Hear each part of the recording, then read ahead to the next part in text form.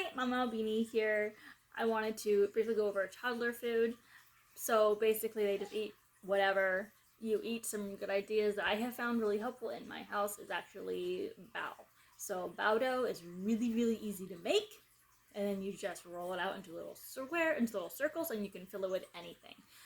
My little guy loves slightly spicy pork filling, so pork bao. You could also do like a beef stew bao or chicken pot pie bao. But it's really easy for them to have the bao to grab onto and then just eat whatever part of the dough they want. But my guy, honestly, he eats like half of the dough and then just eats out all the filling.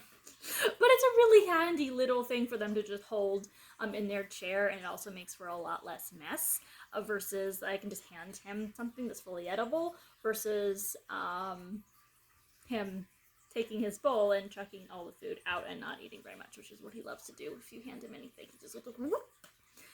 But with the bao, it's all food, so he'll just hold it and eat it, which is really, really helpful. So if you chop up any sort of squash or root vegetable of any kind into larger 1 to 2 inch cubes, so they can fully get their hand around it, grab it, and practice that biting and tearing. That is really good for them as well. And then my doctor actually told me this, and I was shocked. But any larger animal, so lamb or beef, not chicken, but any larger animal, you can actually give them a bone with a whole bunch of meat on it. And they can just hang on to the bone and go, starting at like 1. I was shocked when she said that, but yeah, if it's a larger bone, it's not a choking hazard, and they can just gnaw on it. And she said that they can't break off any more than they can chew on, and it's actually really, really good for them to be able to practice that biting and tearing. And I was like, what? My mama heart went but yeah, that's what she said. So we'll try that when I'm ready. But right now my son's really into bao, and that's how I've been getting him to eat all of his protein and vegetables, which is awesome. It works, what works. Flavors, actually, my son can handle up to 3-star spices. He's 1 year old, up to 3-star spice. He loves his curry, he loves his pho, he loves anything with a lot of flavor. If my food is bland, he will spit it out. So I am dumping in hoisin sauce, oyster sauce, ginger, garlic, just dumping in all the flavor, curry, Chinese 5-spice, just dumping in all the flavor that I can, because otherwise he will spit out my food. He's a very honest critic. So, figure out what flavor profiles your little guy likes. My son's also a fan of flavorful Italian, basically anything that is really savory. He loves that. You do want to be careful with stews that you are staying away from more salty things.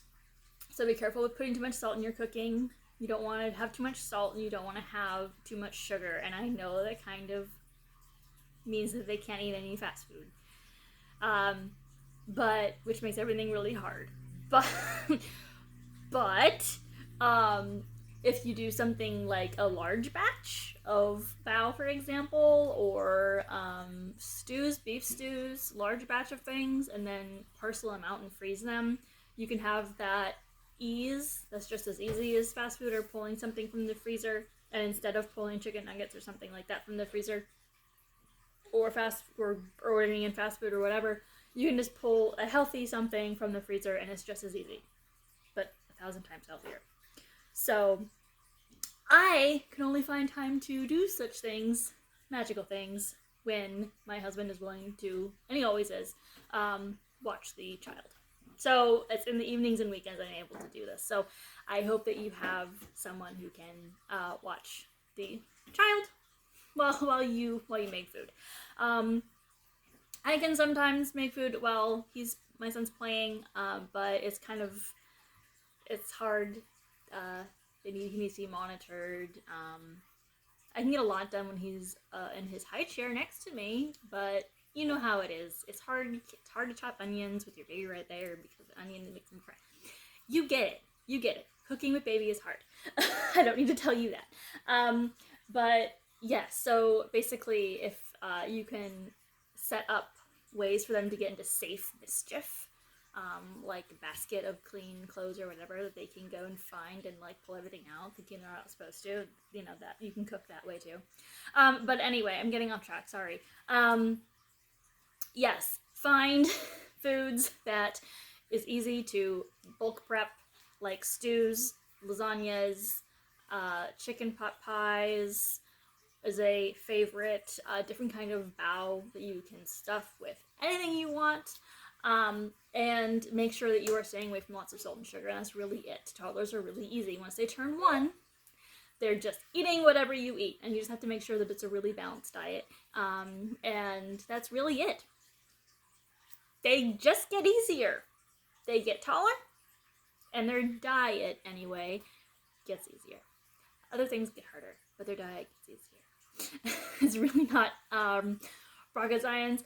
I will admit, guiltily though, to having those purees that are meant for much younger children, and I will still give them to my 1-year-old, because sometimes that is all he will eat. It's not a rounded diet, and it's not great, but it is better, and it's fruit, so it's not really good for him, because fruit is just nature's candy, but, you know, it's better that he eats.